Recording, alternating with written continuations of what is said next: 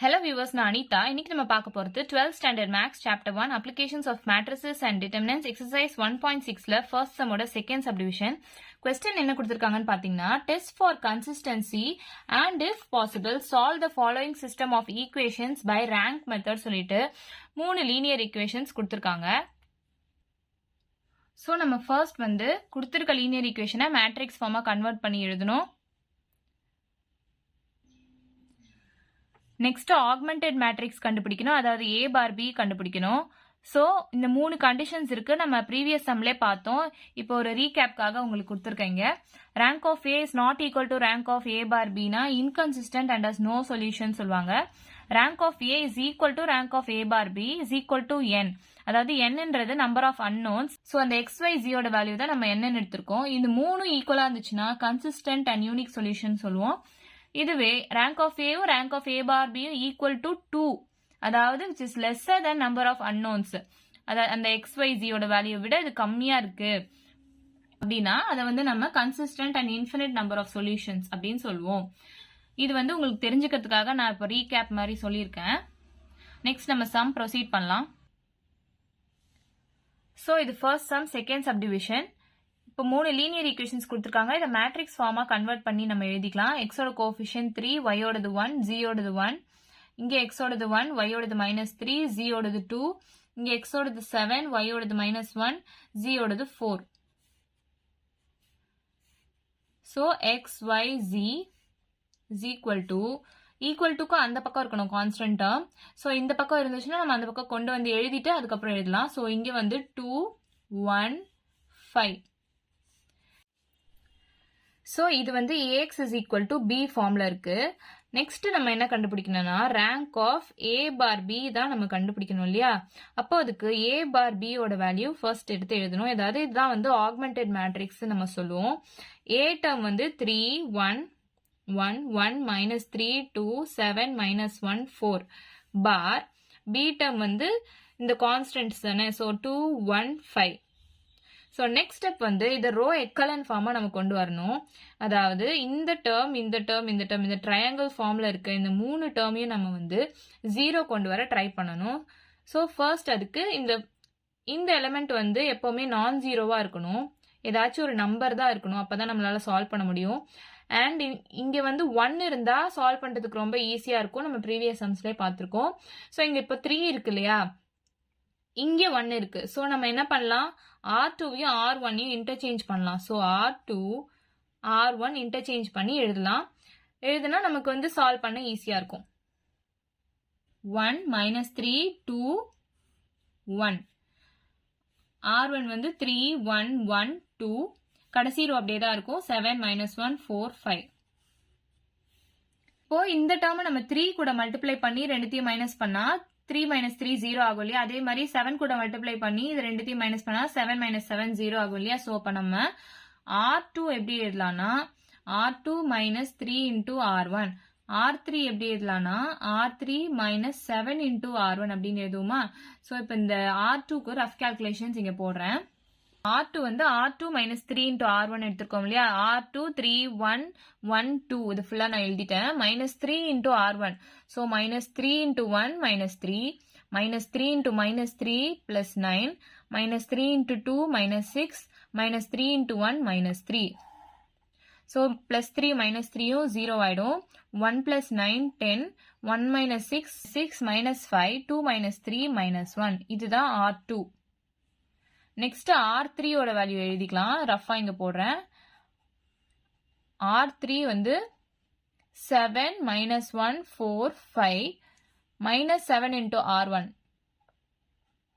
So -7 into 1 -7, -7 into -3 plus 21, -7 into 2 -14, -7 into 1 -7. So +7 -7 cancel ஆயிடும் 0. 21 - 1 20, 4 - 14 -10, 5 - 7 -2. So இதுதான் R3 ஓட value. இது எல்லாத்தையும் இப்போ நம்ம எடுத்து எழுதிக்கலாம். R1 அப்படியே எழுதிப்பீங்க. 1 -3 2 1. R2 தான் இங்கே கண்டுபிடிச்சிருக்க வேல்யூ. 0 10 -5 -1. R3 வந்து இங்க கண்டுபிடிச்சிருக்க வேல்யூ 0, 20, -10, -2. ஸோ இப்போ நம்ம இந்த ரெண்டு டேர்ம் 0 கொண்டு வந்தாச்சு. இந்த டேர்மை இப்போ 0 கொண்டு வரணும். அப்போ என்ன பண்ணலாம்னா 10 into 2 பண்ணா 20 ஆயிடும் இல்லையா? ஸோ ரெண்டுத்தையும் மைனஸ் பண்ணா 0 ஆகும் இல்லையா? அப்போ நம்ம R3 எப்படி எழுதலாம்னா R3 -2 into R2 அப்படின்னு எழுதலாம். R1ல அப்படியே எடுத்து எழுதிக்கோங்க. 1 -3 2 1.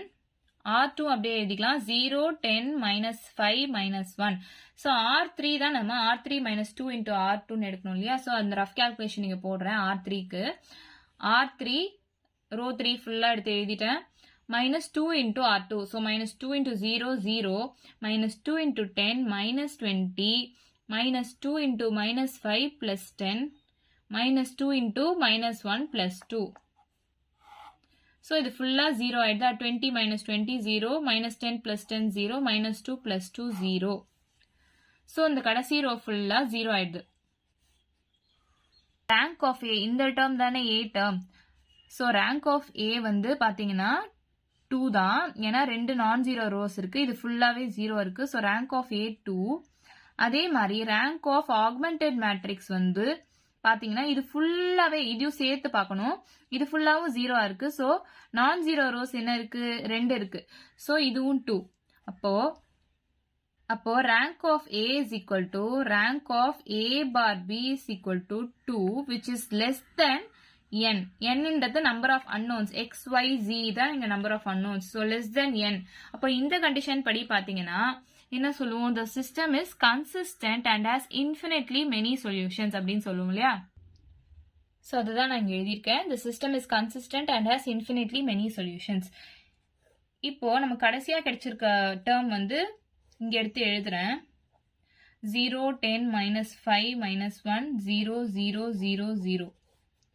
இப்போ நமக்கு क्वेश्चनல சால்வ் த ஃபாலோயிங் அப்படின்னு சொல்லி கொடுத்திருக்காங்க. நம்ம கன்சிஸ்டன்சியும் டெஸ்ட் பண்ணோம், ஈக்குவேஷனையும் சால்வ் பண்ணோம். இப்போ கன்சிஸ்டன்சி டெஸ்ட் பண்ணி இங்க எழுதியாச்சு. இப்போ இந்த ஈக்குவேஷன்ஸை நம்ம சால்வ் பண்ணோம் இல்லையா? இது ஃபுல்லாவே 0வா இருக்கு. ஸோ நம்ம 0ன்னு எடுக்க முடியாது.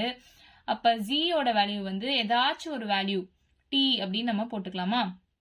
அப்போ இப்போ இந்த ரெண்டு ஈக்குவேஷன்ஸ் எடுத்து எழுதலாம். 10 into y minus 5 into z. 10 into y minus 5 into z is equal to -1. அப்போ 10 into y minus 5 into z ஓட வேல்யூ தான் நம்ம t ன்னு எடுத்திருக்கோம். ஏதாச்சும் ஒரு வேல்யூ. ஏன்னா it has infinitely many solutions இல்லையா? ஸோ நிறைய சொல்யூஷன்ஸ் இருக்கு அதுக்கு. is equal to -1. So 10y is equal to -1. இந்த -5t இந்த பக்கம் போச்சுன்னா +5t ஆயிடும். So y is equal to 5t -1. இங்க -1 இருக்கு. நான் அப்படியே இன்டர்சேஞ்ச் பண்ணி எழுதுறேன். டிவைடட் பை இந்த 10 கீழே வந்துரும். ஸோ y-ஓட வேல்யூ நமக்கு என்னன்னு கிடைச்சிருக்கு. இந்த t-ன்றது வந்து என்ன வேல்யூ வேணா இருக்கலாம். 0 இருக்கலாம், 1 இருக்கலாம், 2 இருக்கலாம், 3 இருக்கலாம், எது வேணா இருக்கலாம். ஏன்னா நம்ம கண்டுபிடிச்சது இன்ஃபினிட்லி மெனி சொல்யூஷன்ஸ். அப்ப சொல்யூஷன்ஸ் உங்களுக்கு வந்துகிட்டே இருக்கும் நிறைய. ஸோ இப்போ y டேர்ம் கண்டுபிடிச்சாச்சு, z டேர்ம் நம்ம t எடுத்திருக்கோம். நெக்ஸ்ட் இந்த ஈக்குவேஷன்ல சப்ஸ்டியூட் பண்ணி x டேர்ம் கண்டுபிடிக்கலாம். So x minus 3y plus 2z is equal to 1. So x minus 3 into y term நம்ம இங்க கண்டுபிடிச்சிருக்கோம். 5t minus 1 divided by 10 plus 2 into z ஓட வேல்யூ t நம்ம இங்க எடுத்திருக்கோம், அசியூம் பண்ணிருக்கோம். So t is equal to 1. So x ஓட value எப்படி எழுதலாம்னா 1 இந்த plus 2t இந்த பக்கம் போச்சுன்னா minus 2t ஆயிடும். இந்த -3 into 5t இது அந்த பக்கம் போச்சுன்னா +3 into 5t minus 1 divided by 10 ஆயிடுமா? So இது ஃபுல்லா LCM எடுத்தோம்னா divide by 10.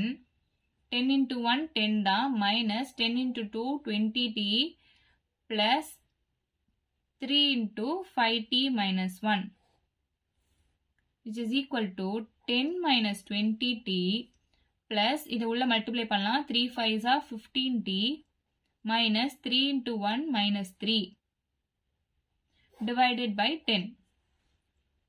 So 15t minus 20t வந்து என்னது? minus 5t.